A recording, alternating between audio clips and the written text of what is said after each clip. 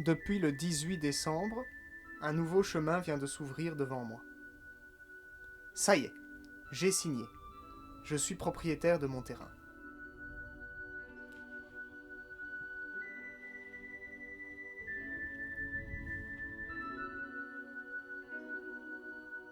Lorsque je fais cette vidéo, nous sommes le 19, et c'est la première journée que je passe sur le terrain.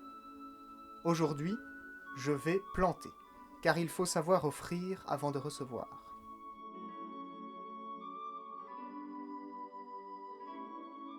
Je plante. J'offre la vie à ces arbres qui m'accompagneront peut-être pendant toute la mienne.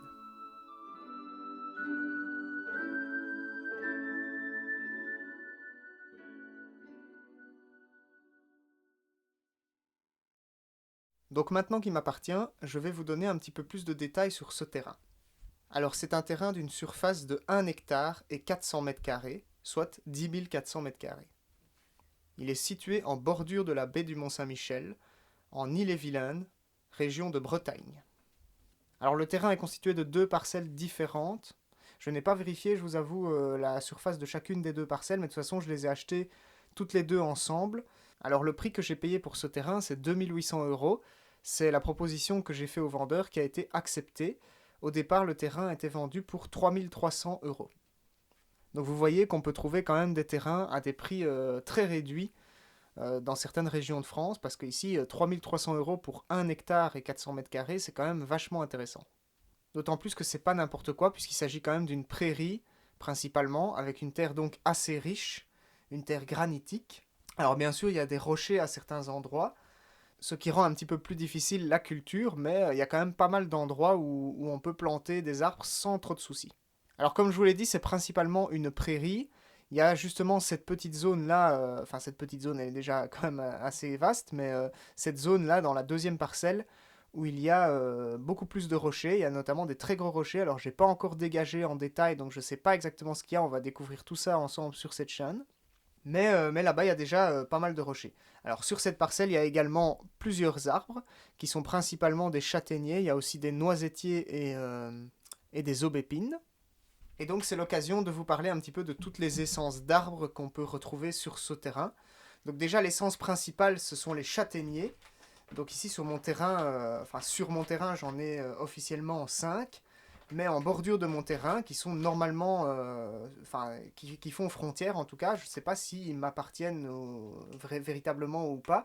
Il y a 28 châtaigniers en tout si on compte ces châtaigniers-là. Donc vous voyez, c'est déjà très intéressant à ce niveau-là, puisque les châtaigniers donnent des châtaignes, hein, vous savez bien, et les châtaignes sont comestibles, donc j'ai déjà un élément sur mon terrain, sans devoir rien faire, qui va me fournir de la nourriture.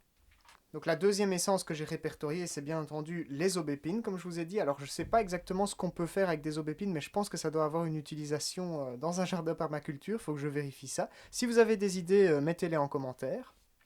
Alors il y a également des genêts, donc il y a surtout un gros genêt, un beau genêt sur le terrain, dans la partie du coup où il y a un petit peu plus d'arbres.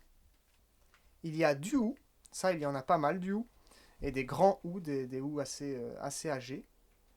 Il y a des noisetiers, alors je ne sais pas exactement combien il y a de noisetiers en tout, parce qu'il y en a pas mal en bordure de forêt, mais il y en a deux gros qui sont sur ma parcelle et que je vais pouvoir utiliser du coup pour produire des noisettes. Donc deuxième élément qui produit de la nourriture, les noisetiers. Donc avec tous ces arbres, je sais déjà qu'en arrivant sur le terrain, j'ai des châtaignes et des noisettes sans rien faire, ce qui est déjà génial.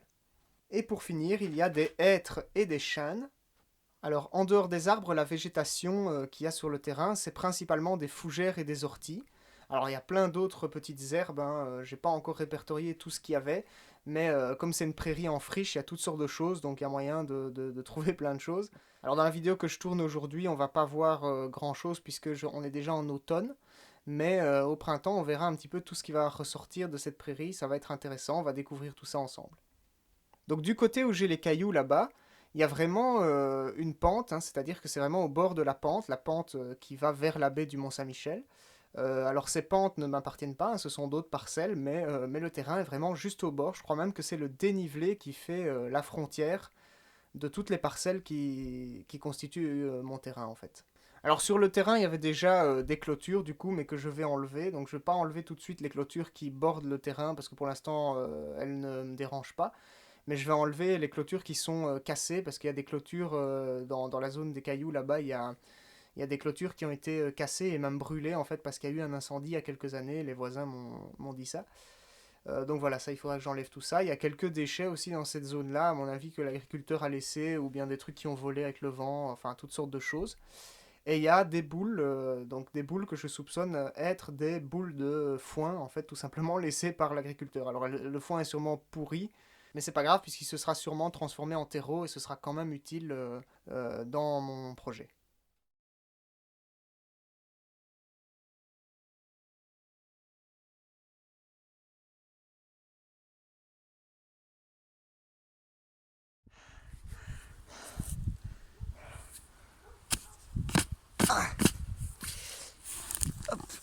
Voilà. C'est la première journée dans mon terrain. Alors bon, il est quand même grand. Ça a déjà été compliqué de trouver l'emplacement pour le noyer, mais le voilà. Et il va être planté là. Là-bas on a la bâche. Où est-ce qu'elle est? Là, là. On a la bâche bleue avec tout le terreau dessus qui va servir à planter. Alors donc pour planter, je procède de la façon suivante. Je commence par débroussailler à la faux la zone où je veux planter. Alors ne jugez pas, je ne sais pas encore utiliser correctement une faux, donc ceux qui sont connaisseurs, ils vont voir tout de suite qu'il y a un problème. Ensuite, à l'aide de la petite faucille, je dégage un petit peu plus précisément les herbes de la zone de plantation. Et je peux enfin commencer à creuser le trou. Alors ici, la terre est très meuble, elle est très bonne, donc c'est assez agréable de creuser à la bêche, c'est vraiment un super terrain.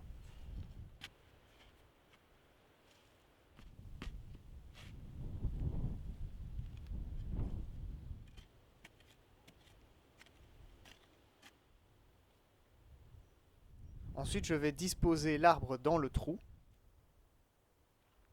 et je vais aller chercher à l'aide de la brouette le terreau que j'ai étendu sur la bâche. Alors c'est un terreau de bois en fait qu'on a été chercher chez mon père en dessous d'un tas de bois. Donc c'est une bonne terre assez riche, mais c'est une terre qui convient assez bien pour la plantation d'arbres.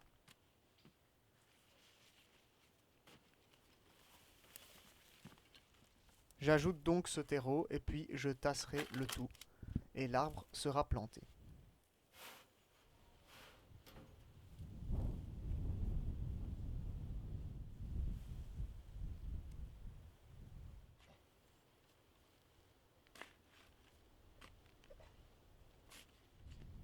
Donc voilà, j'ai eu qu'une seule journée pour planter, mais j'ai réussi quand même à planter quelques arbres. Donc je vais vous dire un petit peu tout ce que j'ai planté. En tout, j'ai planté 14 arbres. Donc déjà un bouleau que j'avais déjà, en fait, que j'ai récupéré de mon ancien jardin, parce qu'il y en avait qui poussaient tout seul. Donc là, j'ai planté un bouleau. Je compte l'accompagner de deux autres bouleaux, mais il faut encore que je fasse une petite expédition pour aller les chercher. Alors en termes de fruitiers, j'ai planté un noyer. Ça, c'est important de le planter dès le début parce que ça prend énormément de temps à pousser. J'ai planté donc 4 pruniers, donc deux, je ne sais pas exactement c'est quoi la sorte, je les ai trouvés chez mon père. Ce sont, je pense, des petites prunes mauves. Donc je ne sais pas si ce sont des Altesses ou... Voilà, je ne suis pas sûr de la variété, mais en tout cas, je les ai plantés. Alors ceux-là, ils sont vraiment très petits, donc je ne sais pas s'ils vont donner, mais voilà. J'ai planté également un mirabellier que j'ai acheté, donc des mirabelles de Metz, et un prunier Reine Claude. Alors les poiriers, j'en ai trois également. J'ai un du Rondeau, un Conférence et un Louise Bonne d'Avranches. Les pommiers, j'en ai planté trois également. Donc j'ai un pommier à cidre, donc je ne sais plus quelle variété c'était, la Closette il me semble, voilà. J'ai un pommier Rainette d'Armorique et j'ai un Cox Orange. Et il me reste donc trois arbres à citer sur ma liste. Donc les trois derniers arbres, c'était un pêcher. Et donc le dernier arbre que j'ai planté, c'est un cognacier. Donc c'est un cognacier assez spécial puisqu'on peut manger les coins crus. En fait, on n'est pas obligé de les cuire et de faire une compote avec. Donc voilà, je voulais tester, c'est assez intéressant. Alors la fois prochaine, je mettrai encore plus d'arbres, mais là, j'étais déjà crevé à la fin de la journée, donc c'est largement suffisant. Alors bien sûr, pour faire tout ça, je n'étais pas tout seul. Mon père m'a aidé pendant toute la journée, et heureusement, sinon je ne pense pas que j'aurais réussi à mettre autant d'arbres. Et voilà, le dernier arbre est planté. Un poirier de je ne sais plus quelle sorte, c'est la Louise Bonne d'Avranches, voilà. Donc j'ai 3 poiriers en tout, voilà. Donc ça c'est le dernier arbre qui est planté aujourd'hui. Donc maintenant on va mettre des protections pour les chevreuils parce que voilà il y a pas mal de chevreuils dans la région et il faudrait pas qu'ils mangent les petits arbres.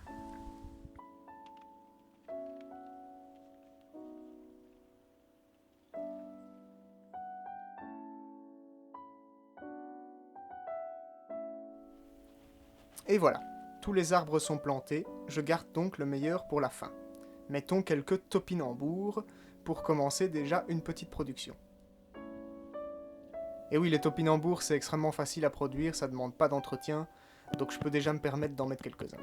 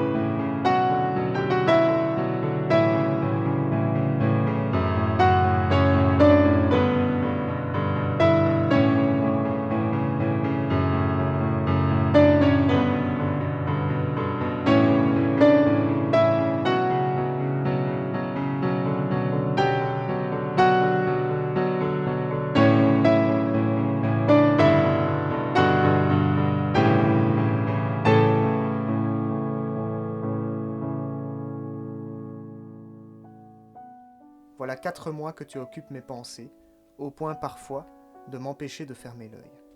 Mais depuis hier, je peux souffler. Je sais désormais que tu seras toujours là à attendre mon retour. Après une journée complète passée avec toi, je sais maintenant que nous pourrons bien nous entendre, et que tu m'accepteras autant que je t'ai accepté. Je suis fier de dire qu'aujourd'hui je suis pauvre aux yeux de la société, mais riche aux yeux de la terre. Merci d'avance pour tout ce que tu pourras m'apporter et tout ce que je pourrai construire grâce à toi.